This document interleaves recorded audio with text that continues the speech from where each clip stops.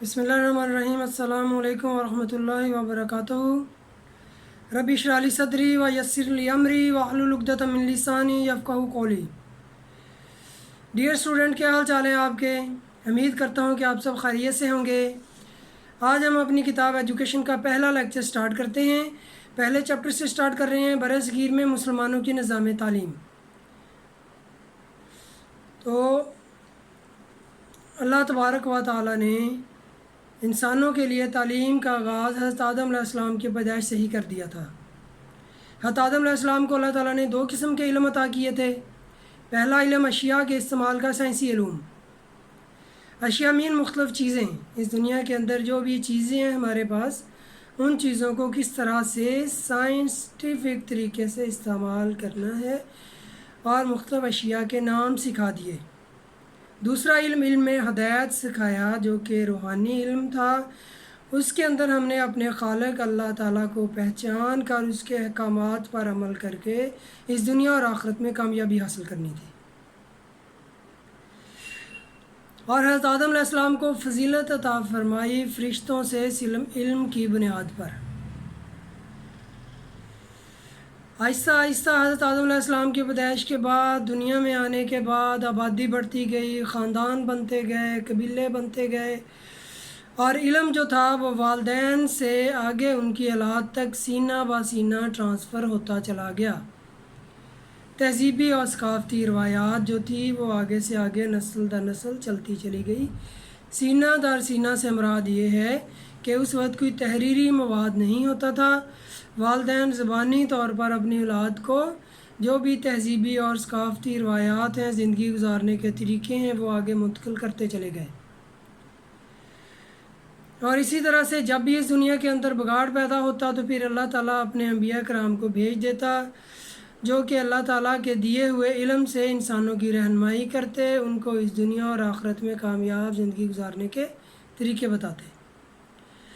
اور سب سے آخر میں حضرت محمد صلی اللہ علیہ وسلم کو بھیجا، جنہوں نے اللہ تعالیٰ کے جو وحی تھی اس کی تکمیل کر دی، دین کی تکمیل کر دی۔ اور اب ہمارے پاس اللہ تعالیٰ کی طرف سے قرآن مجید، جو کہ اللہ تعالیٰ کی کتاب ہے، موجود ہے، اور حضرت محمد صلی اللہ علیہ وسلم کی احادیث ہمارے پاس موجود ہیں۔ حضرت محمد صلی اللہ علیہ وسلم کے بعد کوئی نبی نہیں آنے والا، اور حضرت محمد صلی اللہ علیہ وسلم نے مکہ اور مدینہ میں جو کہ تعلیم کی بنیاد رکھی اور پورا ایک نظام تعلیم وضع کیا، اسی نظام تعلیم کی بنیاد پہ برِ صغیر میں اسی طریقے کے ساتھ یہاں پہ نظام تعلیم جو تھا اس کا آغاز ہوا، اور مسلمانوں کے دور میں برِ صغیر میں وہی نظام اور اسی طریقے کا نظام چلتا رہا۔ حضرت محمد صلی اللہ علیہ وسلم نے تعلیم کا باقاعدہ آغاز دار ارقم حضرت ارقم رضی اللہ تعالیٰ عنہ کے گھر سے کیا، جو کہ اسلامی تاریخ کا سب سے پہلا مدرسہ کہلاتا ہے۔ اور اس کے بعد جو دوسری، جس کو ہم اسلامی تاریخ کی جامعہ یا یونیورسٹی کہہ سکتے ہیں، وہ صفہ تھا، مسجد نبوی کے ساتھ ملحقہ ایک چبوترا تھا، جہاں پہ صحابہ کرام تعلیم و تربیت حضور صلی اللہ علیہ وسلم سے حاصل کیا کرتے تھے۔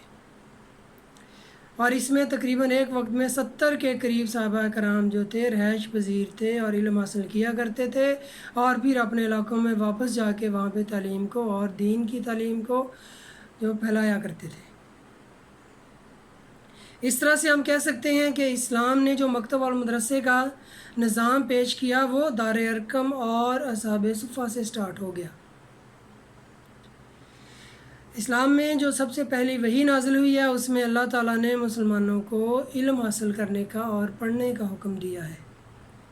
حضرت محمد صلی اللہ علیہ وسلم نے بھی علم کی فضیلت کے بارے میں بہت سی حدیث بیان کی ہیں، اور علم حاصل کرنا ہر مسلمان مرد اور عورت کے لیے فرض قرار دے دیا گیا ہے۔ اتنا علم جس سے وہ اپنی 24 گھنٹے کی زندگی دین کے مطابق گزار سکے۔ دکھ، درد، پریشانی، خوشی، غم میں حضرت محمد صلی اللہ علیہ وسلم کا کیا طریقہ تھا اور اللہ کا کیا حکم ہے، اس کا علم اسے حاصل ہونا فرض ہے۔ باقی علوم کے اندر کوئی ایک علم حاصل کرنا فرض ہے، معاشرتی علم، جس سے وہ اپنا رزق حلال کما سکے۔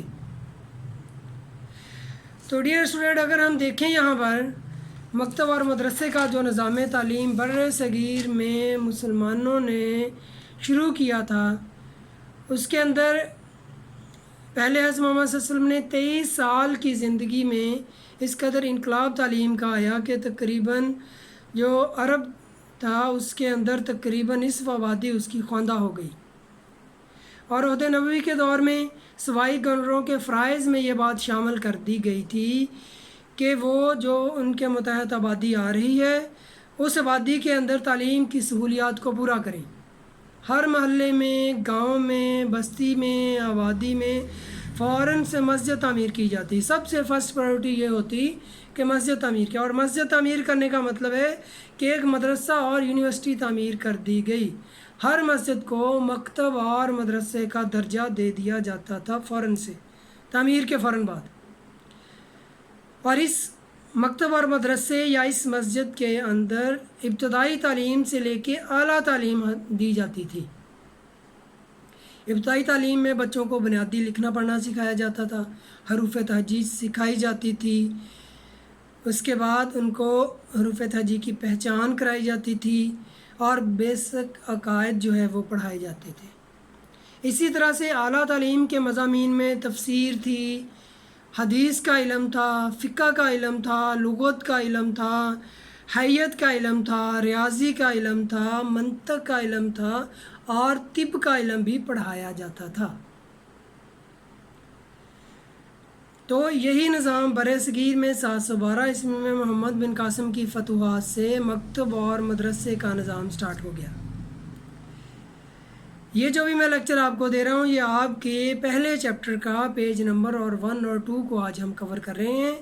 باقی کی ڈیٹیل میں آپ کو آڈیو لیکچر میں پرووائڈ کرتا ہوں، کیونکہ ویڈیو فائل بہت زیادہ جو ہے وہ MBs بڑھ جاتی ہیں، اس کی اپلوڈنگ اور ڈاؤن لوڈنگ میں بہت پرابلم ہوتے ہیں، اور آپ لوگوں نے یہ میں پہلے آپ کو سینڈ کر رہا ہوں۔ 11:30 بجے ہمارا پراپر لیکچر سٹارٹ ہوگا، اس سے پہلے آپ نے اس لیکچر کو سن لینا ہے۔ اس دوران آپ لوگوں نے گوگل میٹ پہ آ جانا ہے، وہاں پہ جو بھی آپ کی کیوریز ہیں، آپ کے سوالات ہیں، وہ آپ نے مجھ سے پوچھنے ہیں۔ واٹس ایپ گروپ کے اندر آپ وائس میسج سے بھی بات کر سکتے ہیں، آپ ٹیکسٹ لکھ کر بھی بات کر سکتے ہیں، ٹیکسٹ میں اردو لکھ کر بھی بات کر سکتے ہیں، انگلش میں بھی، جسے رومن اردو کہہ سکتے ہیں ہم، لیکن ورڈنگ انگلش کی ہو رہی ہے، الفابیٹ انگلش کے یوز کر رہے ہیں لیکن اردو میں لکھ رہے ہیں، اس سے بھی آپ اپنی کیوریز جو ہیں وہ کر سکتے ہیں۔ اور آج کے لیکچر کے بارے میں آپ کو جو بھی مسائل ہے آپ نے مجھ سے پوچھنا ہے، بات کرنی ہے، اور ہمارا کیونکہ ہفتے میں 3 لیکچر ہوتا ہے تو کل تک آپ اس لیکچر کے بارے میں کوریز پوچھیں گے اور اس کو یاد رکھیں گے، اور کل میں آپ کو اس کے کچھ اسائنمنٹ بھی دوں گا۔ لیکچر نہیں ہوگا لیکن اس کی اسائنمنٹ دوں گا کہ مجھے یہ چیزیں آپ بتائیں کون کون سی چیزیں یاد ہو گئی ہیں، آپ کی اسیسمنٹ بھی کی جائے گی۔ وآخر دعوانا الحمدللہ رب العالمین، صلی اللہ تعالیٰ علی خیر خلق محمد و آلہ و صحبہ اجمعین، والسلام۔